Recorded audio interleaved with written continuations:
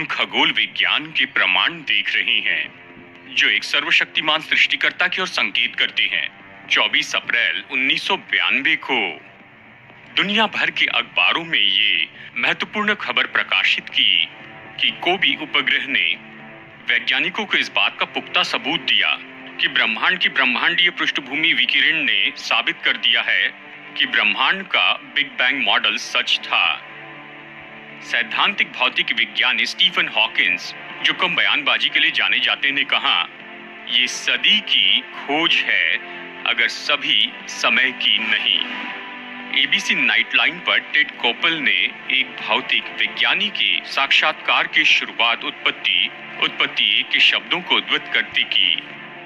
आदि में परमेश्वर ने आकाश और पृथ्वी की सृष्टि की, तो सारा हंगामा किस बात को लेकर था? हमारे मेहमान हमें बताएंगे। ये है खगोल शास्त्री और खगोल भौतिकविद डॉक्टर ह्यू रॉस, जिन्होंने फिजिक्स में बैचलर ऑफ साइंस डिग्री हासिल की ब्रिटिश कोलंबिया की यूनिवर्सिटी से और PhD in astronomy university of Toronto से, और 5 साल तक कैलटेक में फैकल्टी के रूप में काम किया। प्रोग्राम में स्वागत है। मैं हूं जॉन एकबर्ग और हमारे मेहमान बहुत ही विशेष मेहमान हैं। ये है खगोल शास्त्री और खगोल भौतिकविद डॉक्टर ह्यू रॉस। ह्यू ने ब्रिटिश कोलंबिया विश्वविद्यालय से भौतिकी में विज्ञान स्नातक की डिग्री प्राप्त की और टोरंटो विश्वविद्यालय से खगोल विज्ञान में पीएचडी प्राप्त की। फिर 5 साल तक ये कैलटेक के स्टाफ में शामिल हुए और क्वाइसार पर पोस्ट डॉक्टरल शोध भी किया है। फिर आगे चलकर उन्होंने रीजंस टू बिलीव नामक अपना स्वयं की सेवकाई को स्थापित किया, जो शानदार सेवकाई है। उन्होंने जबरदस्त किताबें भी लिखी हैं। उनमें से एक, जिसे हम आपको पेश कर रहे हैं, निर्माता और ब्रह्मांड, जो विज्ञान से भरा और विज्ञान ही क्यों। वास्तव में वो एक गैर ईसाई था जब वो एक युवा व्यक्ति था और विज्ञान ने उसे एक विश्वासी बनने के लिए प्रेरित किया। वो बाइबल की आयतें नहीं थी, ये वो विज्ञान था जिसे वो एक खगोल शास्त्री, खगोल भौतिकीविद के रूप में देखता था। यही वो था जिसने उसे एक मसीह बनने के लिए प्रेरित किया। हम इसे बताएंगे। आज मैं 24 अप्रैल 1992 को आई एक खोज से शुरू करना चाहता हूं। इस खोज से दुनिया भर के अखबार इससे भरे हुए थे, क्योंकि एक अमेरिकी शोध दल ने एक ऐसी खोज की थी जिसने सभी अखबारों के पहले पन्ने पर जगह बना ली थी।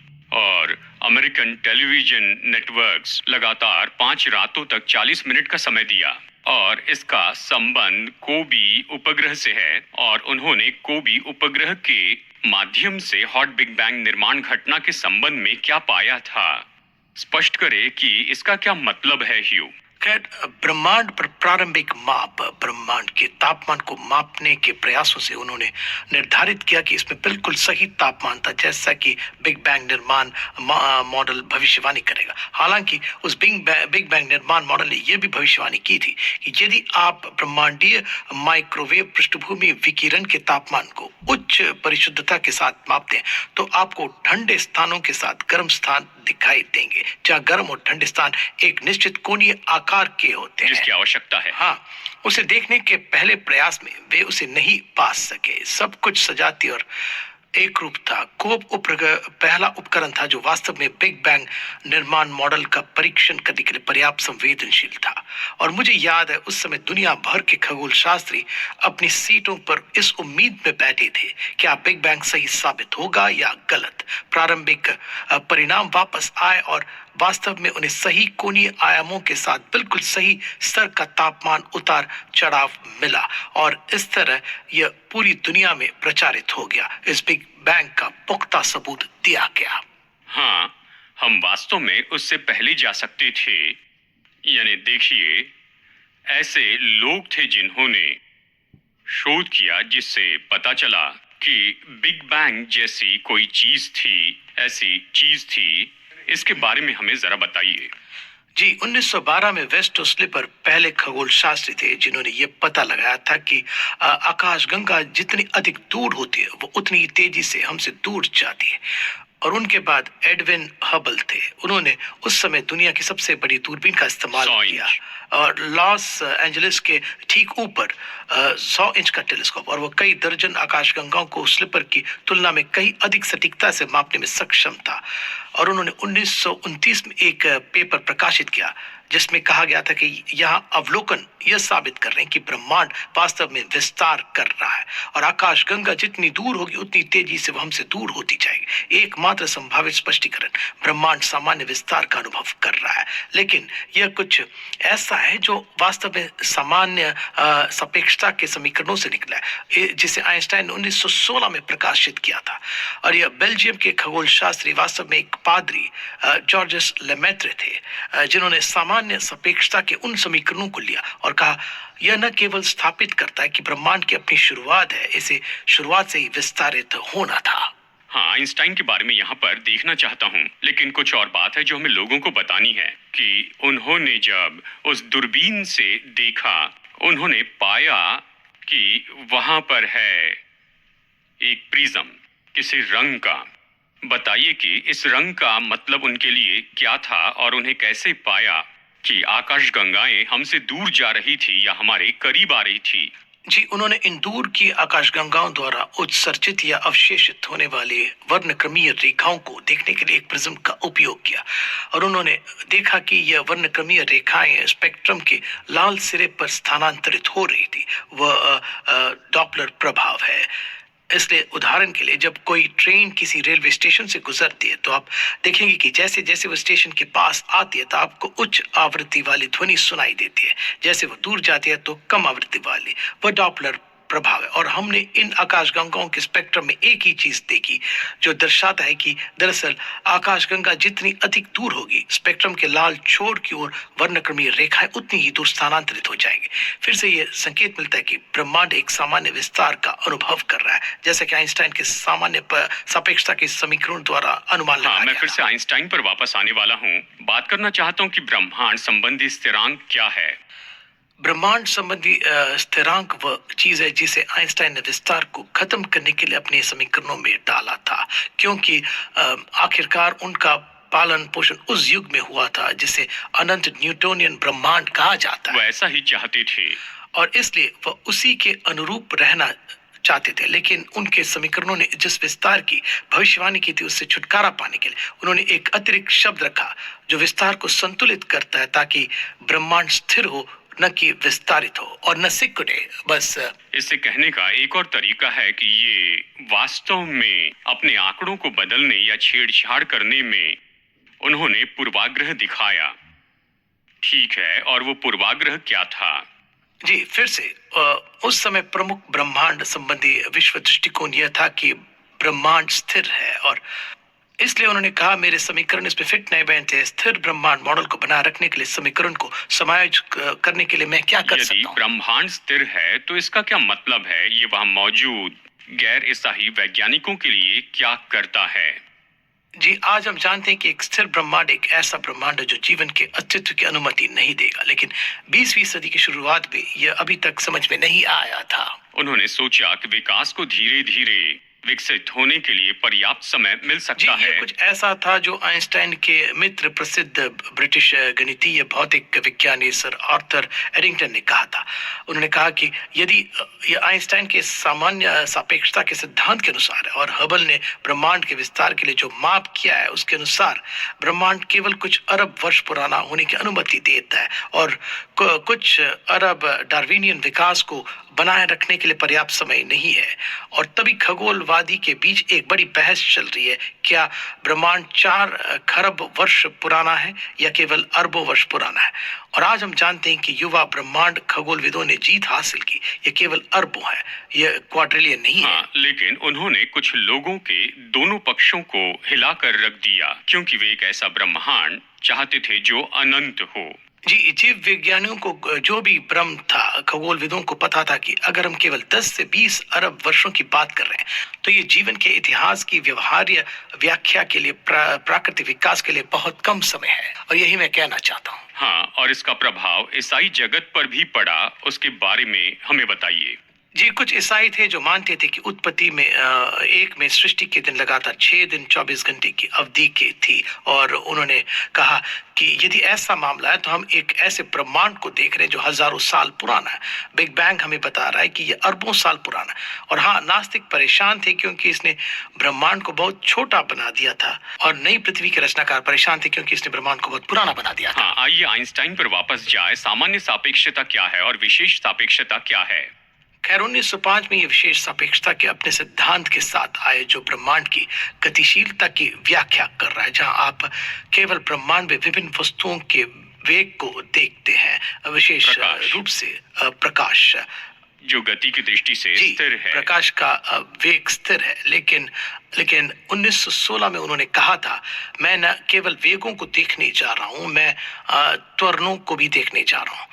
और विशेष सापेक्षता बौद्धिक रूप से उतनी चुनौतीपूर्ण नहीं है, लेकिन सामान्य सापेक्षता साधारण रूप से बौद्धिक रूप से चुनौतीपूर्ण है। सामान्य सापेक्षता का आविष्कार करने के लिए आइंस्टाइन की प्रतिभा की जरूरत थी, और इसने न केवल वेगों को समझाया बल्कि ब्रह्मांड में सभी पिंडों के त्वरण को भी समझाया। और जो उल्लेखनीय था, आइंस्टाइन ने अपनी सिद्धांत को विकसित करते हुए कहा कि यहाँ 3 विशिष्ट तरीके हैं जिनसे आप मेरे सिद्धांत का परीक्षण कर सकते हैं।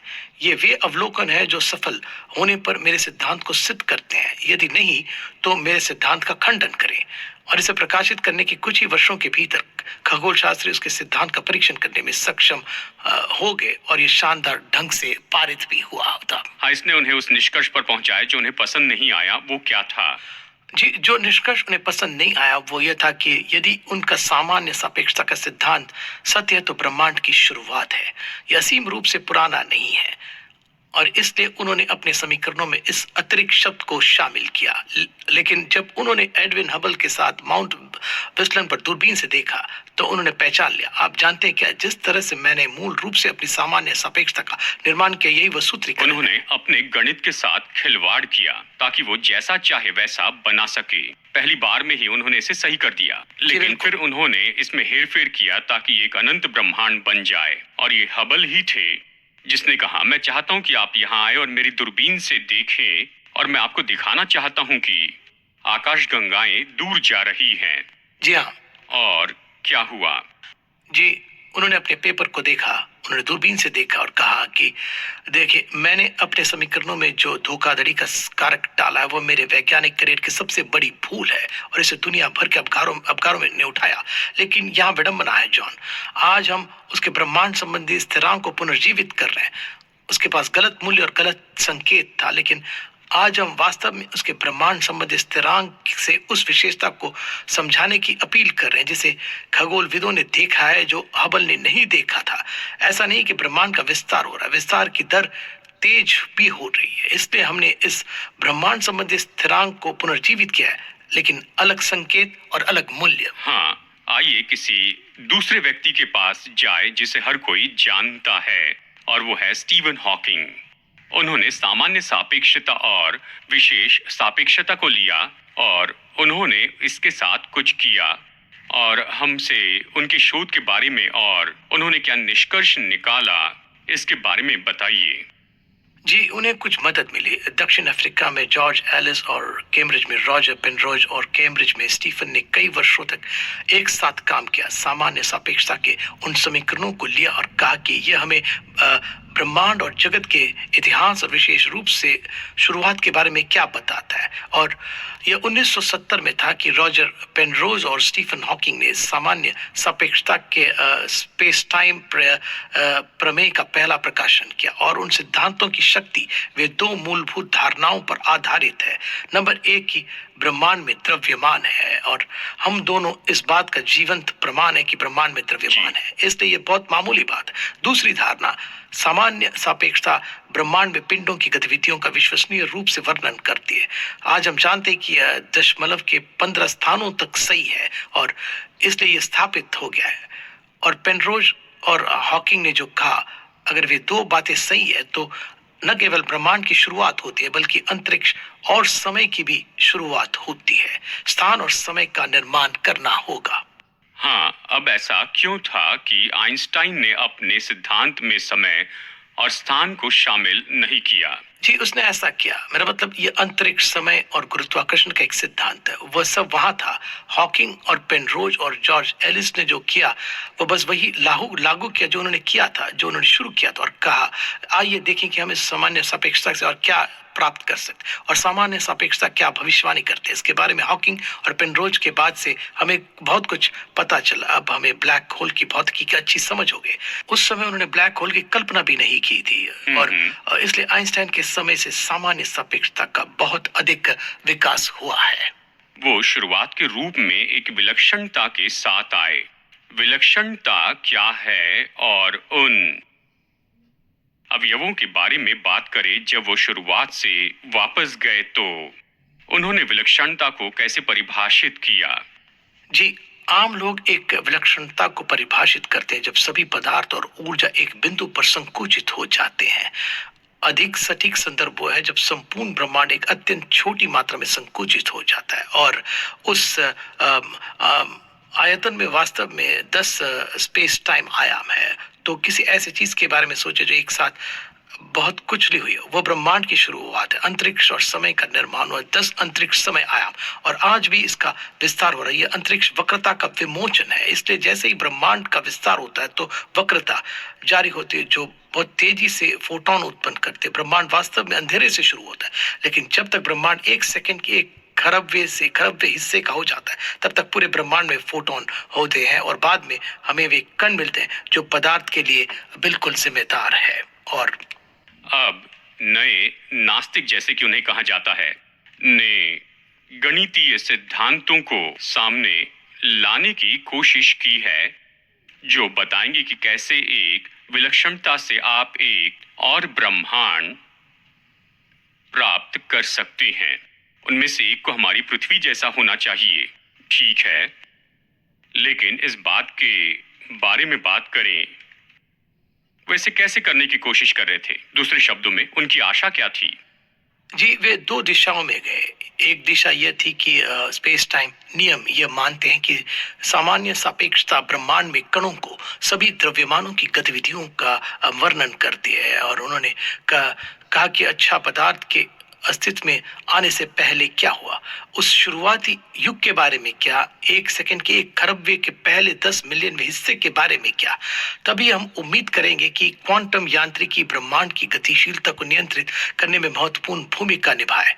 हो सकता है कि क्वांटम गुरुत्व वास्तव में एक ऐसी खामी की अनुमति देता है जहां हमारे पास ब्रह्मांड की शुरुआत नहीं है। इसलिए आज वैज्ञानिक साहित्य में बहुत सारे पेपर प्रकाशित हो रहे हैं। क्या ये सच है कि जब आप काफी दूर तक पहुंच जाते हैं तो क्वांटम ब्रह्मांड विज्ञान मूल रूप से कहता है कि गुरुत्वाकर्षण के बारे में आइंस्टाइन के सिद्धांत, ठीक है, अचानक उसी तरह से काम नहीं करते हैं? नहीं, वे कह रहे हैं कि उनके गुरुत्वाकर्षण के सिद्धांत काम करते, लेकिन उन्होंने कहा कि वे क्वांटम यांत्रिकी के उस अत्यंत प्रारंभिक युग के प्रभाव से पूरक है, और क्वांटम यांत्रिकी वास्तव में एक खामी की अनुमति दे सकती है। हालांकि उस खामी के वैध होने के लिए उस युग के दौरान क्वांटम स्पेस टाइम में उतार चढ़ाव काफी बड़ा होना चाहिए, और खगोलविदों ने हाल ही में दूर स्थित क्वासरों की छवियों का मापन किया है, क्योंकि जैसे ही प्रकाश इन दूर के क्वासरों से यात्रा करता है, अंतर्निहित क्वांटम स्पेस टाइम उतार चढ़ाव बढ़ जाता है। वे वास्तव में भविष्यवाणी करते हैं कि बहुत अधिक अंतरिक्ष यात्रा से गुजरने के बाद छवियां धुंधली हो जाएंगी, और प्रकाश की तरंग धैर्य के अनुपात में भी। अब तक खगोलविदों ने इन दूर स्थित क्वासरों और ब्लेजरों की केवल तीक्ष्ण छवियां ही देखी है, जिसका अर्थ है कि क्वांटम स्पेस टाइम में उतार चढ़ाव बड़ा नहीं हो सकता है। तो यह स्पेस टाइम प्रमेयों को कायम रख रहा है। अभी हमने क्वांटम गुरुत्व युग की संपूर्ण खोज नहीं की है। जैसा कि कई भौतिक वैज्ञानिक बताते हैं, पूरी तस्वीर प्राप्त करने के लिए हमें यहाँ से सबसे दूर के क्वासर तक एक क्षण त्वरक की जरूरत है, जिसे जल्द ही विदोषित नहीं किया जाएगा। इसलिए ये आपको क्या बताता है कि बाइबल के परमेश्वर, ब्रह्मांड के निर्माता, महान डिजाइनर कैसे थे? क्या वे अभी भी ये अंतर बताने में सक्षम हैं कि उन्हें क्या चाहिए और उनके पास क्या नहीं है?